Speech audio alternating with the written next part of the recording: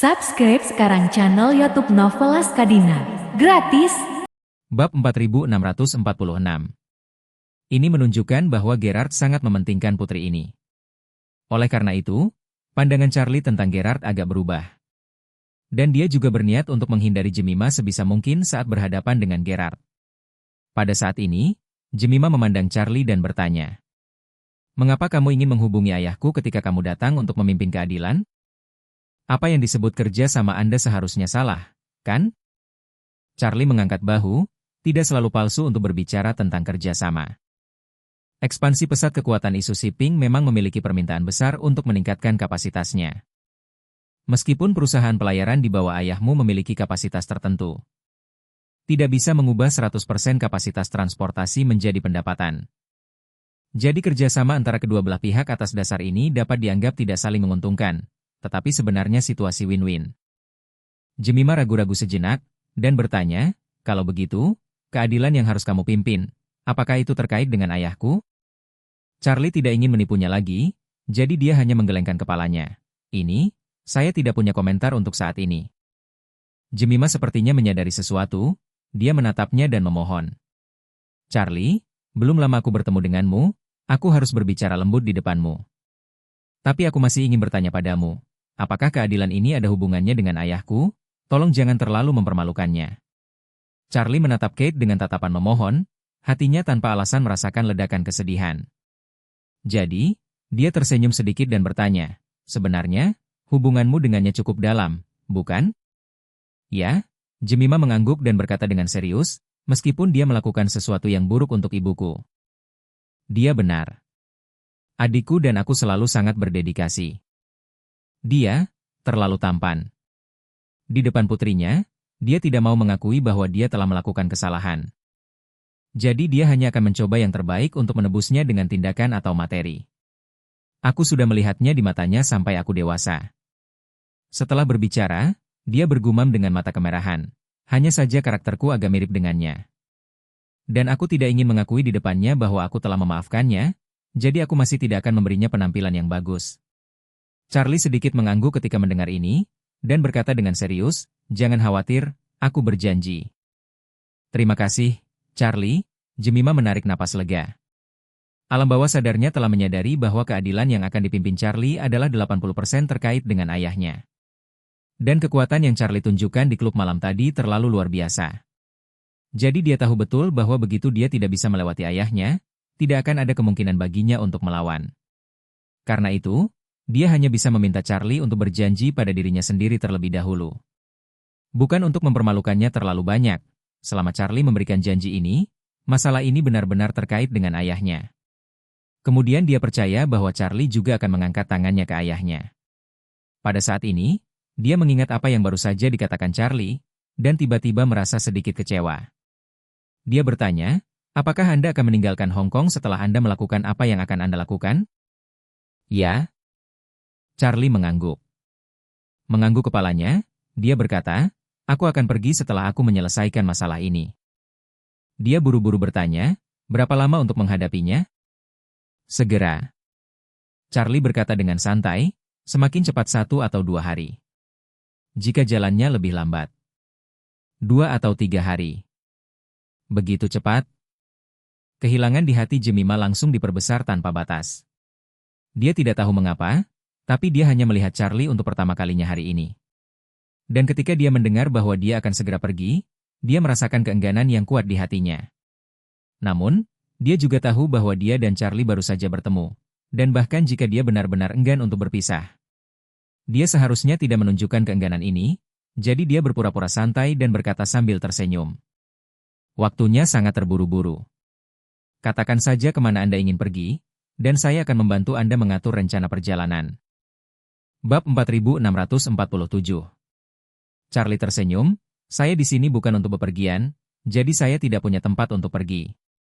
Berbicara tentang ini, dia tiba-tiba memikirkan sesuatu.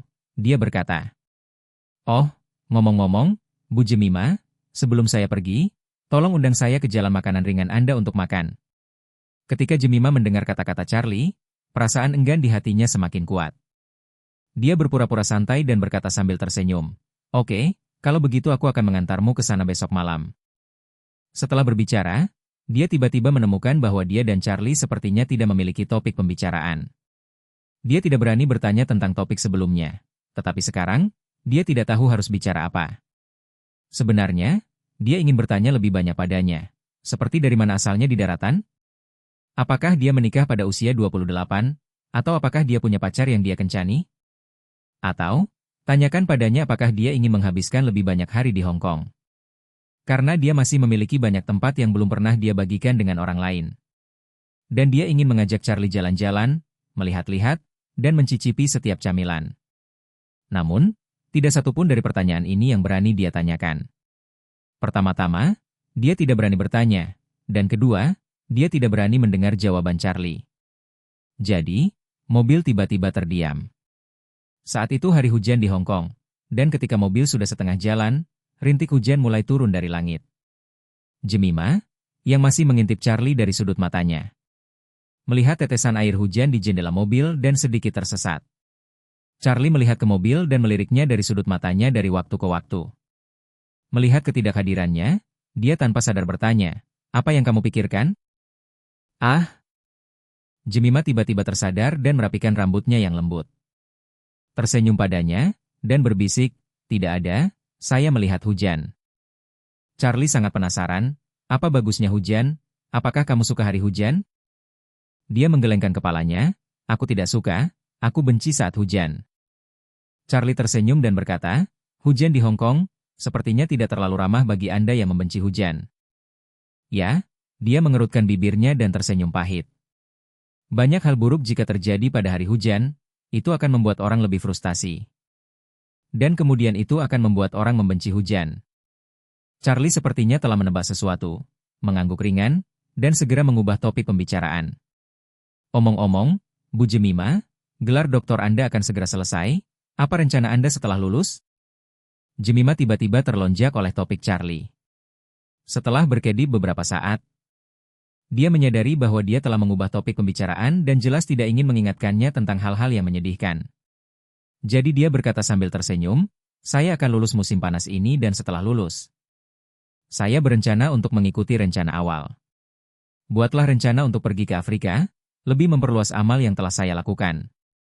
Dan kemudian kembali untuk mencari pekerjaan yang berhubungan dengan jurusan saya. Dan terus melakukan beberapa pekerjaan amal dalam kemampuan saya saat bekerja." Charlie bertanya dengan rasa ingin tahu, "Mengapa kamu masih mencari pekerjaan? Bukankah lebih baik pergi ke perusahaan ayahmu? Anda adalah putri sulung dalam keluarga. Dan kamu kemungkinan besar akan mewarisi bisnisnya di masa depan." Jemima menggelengkan kepalanya dan tersenyum. "Saya tidak terlalu tertarik dengan gayanya. Dan saya telah belajar bahasa Mandarin sampai master saya. Dan untuk gelar doktor juga, dan saya tidak tahu apa-apa tentang keuangan dan ekonomi, jadi saya tidak bisa melakukan pekerjaan seperti ini sama sekali." Setelah berbicara, dia bercanda dengan beberapa penghinaan diri. "Selain itu, Anda lihat betapa cocoknya saya untuk berbisnis. Jalan jajan itu defisit HKD 200,000 setiap bulan yang harus diisi oleh ayah saya. Jika dia benar-benar mewarisi bisnis ini kepada saya khawatir itu tidak akan bertahan lama. Dalam waktu singkat, saya akan menghancurkan seluruh properti keluarga." Bab 4648. Charlie bertanya dengan rasa ingin tahu, "Sudah berapa lama kamu membelinya? Snack Street?" Jemima berpikir sejenak, dan berkata, "Aku memilikinya lebih dari 10 tahun. Saya membelinya di tahun ayah saya menikah." "Itu turun?" Charlie bertanya padanya, "Apakah Anda tahu berapa harganya ketika Anda membelinya?" "Lupa," kata Jemima malu-malu, "sebenarnya aku tidak peka dengan aspek ini. Dan saya belum tua saat itu. Itu besar, saya hanya berpikir saya hanya ingin menjaga jalan itu. Jadi saya minta ayah saya untuk membelinya, berapa harganya, saya benar-benar tidak tahu." Charlie bertanya lagi, "Lalu bagaimana Anda tahu bahwa ada defisit 200,000 sebulan?"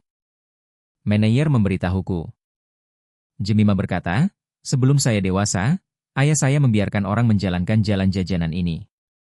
Setelah saya dewasa, dia memberikannya kepada saya untuk mengelolanya, tetapi saya tidak tahu bagaimana mengelolanya. Saya pikir ya, tidak lebih dari memastikan bahwa semua orang beroperasi seperti biasa dan tidak menaikkan sewa mereka. Selain itu, Lingkungan Snack Street secara umum cukup berantakan. Terutama sampah dan tikus dan kecoa. Jadi saya meminta manajer untuk mengatur staf kebersihan khusus untuk membantu mereka setiap hari.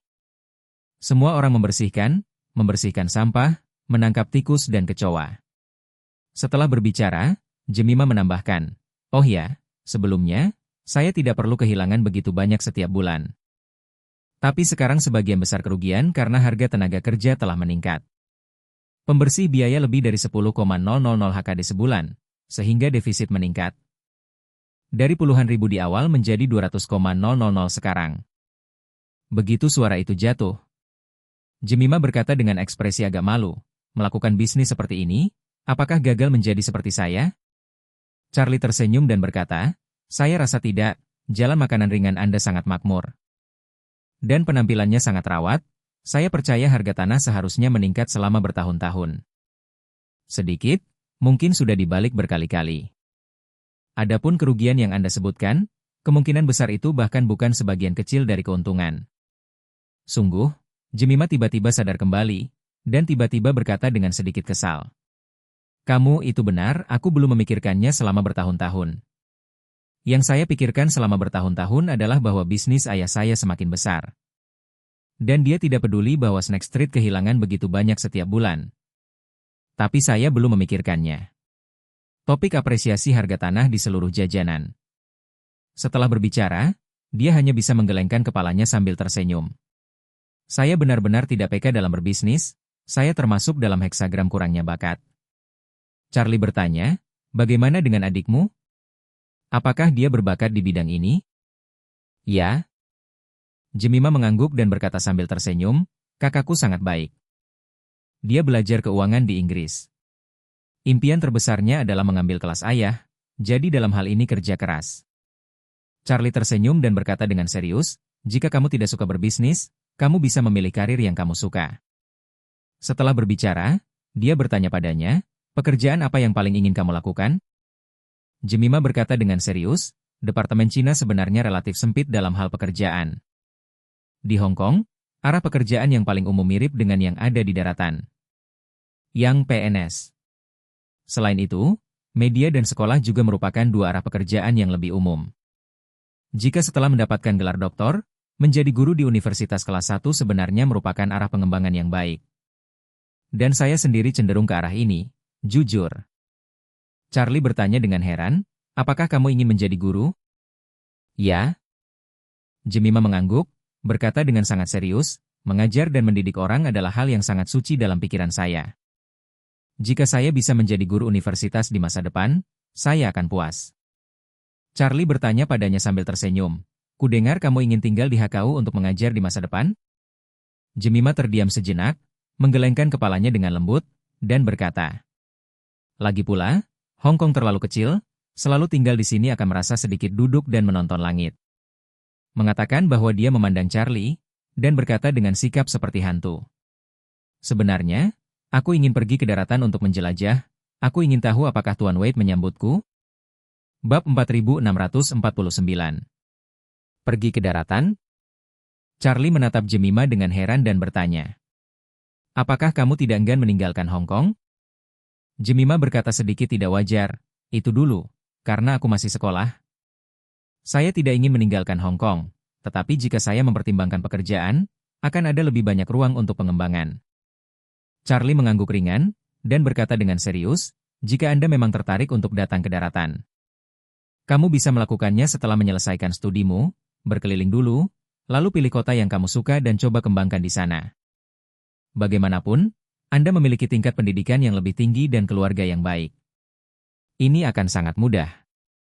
Jemima bersenandung, ingin bertanya di kota mana dia tinggal. Tapi dia tidak bisa mengeluarkan kata-kata dari mulutnya. Pada saat ini, hujan semakin deras. Telepon Jemima berdering tiba-tiba dan menerima dorongan. Dia menatap ponselnya dan bergumam, "Departemen Meteorologi mengatakan bahwa akan ada hujan lebat malam ini." "Hujan deras?" Charlie tersenyum sedikit, "Sepertinya lebih dari 100 anak dari 4 naga. Semua harus berani menghadapi hujan malam ini di buritan kapal." Pada saat yang sama, Klub Inspur. Lebih dari 100 murid 4 naga, dikawal oleh para prajurit Frontsata Clismic, meninggalkan bar satu demi satu dan pergi ke pelabuhan. Pembangunan pangkalan baru Frontsata Clismic membutuhkan sejumlah besar tenaga kerja tingkat rendah. Jadi orang-orang muda dan berbahaya yang telah makmur di dunia bawah tahun ini telah menjadi pilihan terbaik untuk saat ini.